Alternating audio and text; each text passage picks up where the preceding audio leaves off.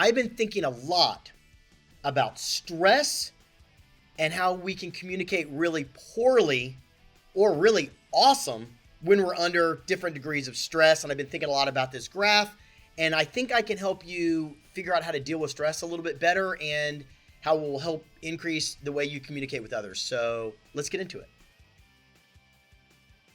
So I'm going to talk about stress today, but first I got to talk about the stress that Jackson always causes me. He's right over here with these videos.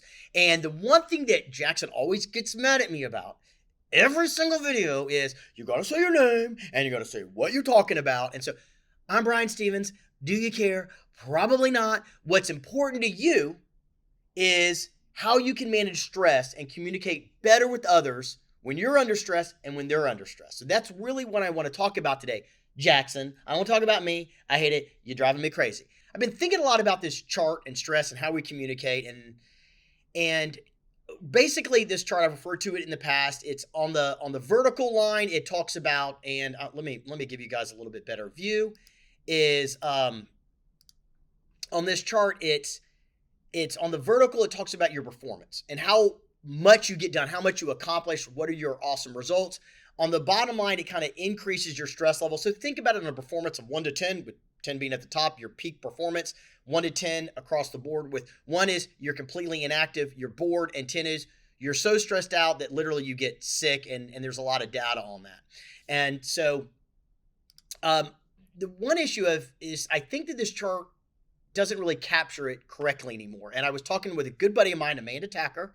Yeah, that's her, right? Awesome. Great biker. She's not a bike racer, even though she races bikes all the time. I'll let you guys figure that one out.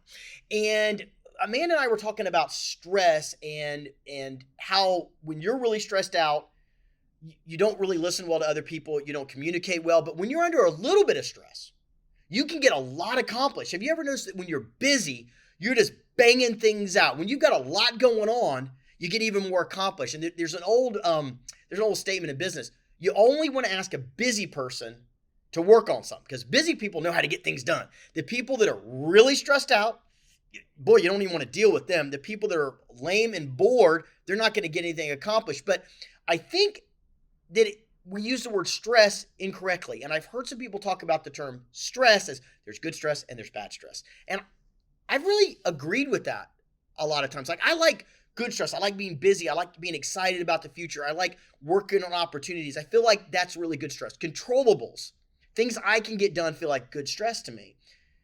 Bad stress feels like uncontrollable things that I'm obsessively, compulsively thinking about. And that leads to this panic, anxiety, to burnout and breakdown. So you really want to focus on your controllables, but really it's not about stress, I think, in this middle category. It's about pressure.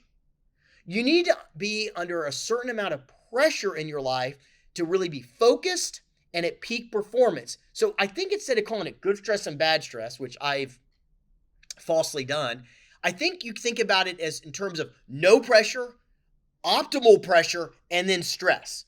And I'm going to probably redo this chart, which is not my chart. This has been around for decades, but I feel compelled to redo it at some point.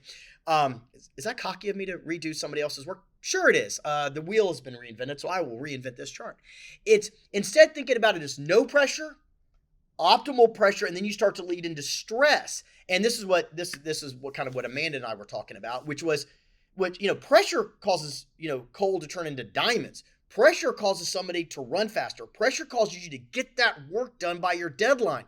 Stress causes you to freeze up and not perform optimally. It causes all this exhaustion and all these spiraling out of control comments. And so here's what I'd like you to think about when you're communicating is what level of pressure or stress are you under, and the person you're communicating with, do they have no pressure?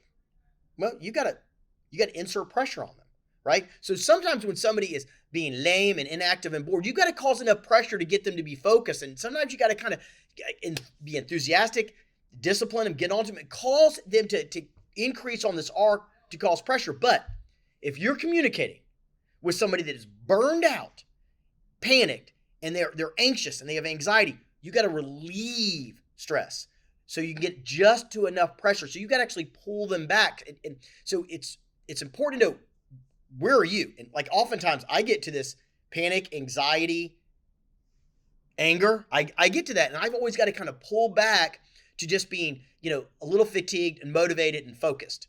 Just really good pressure. So I got to recognize where I am first, and then who am I dealing with? We've got a couple people in the office. God love them, man. They are always in panic, anxiety. They are always exhausted. And it's fun for me to pull them back a little bit.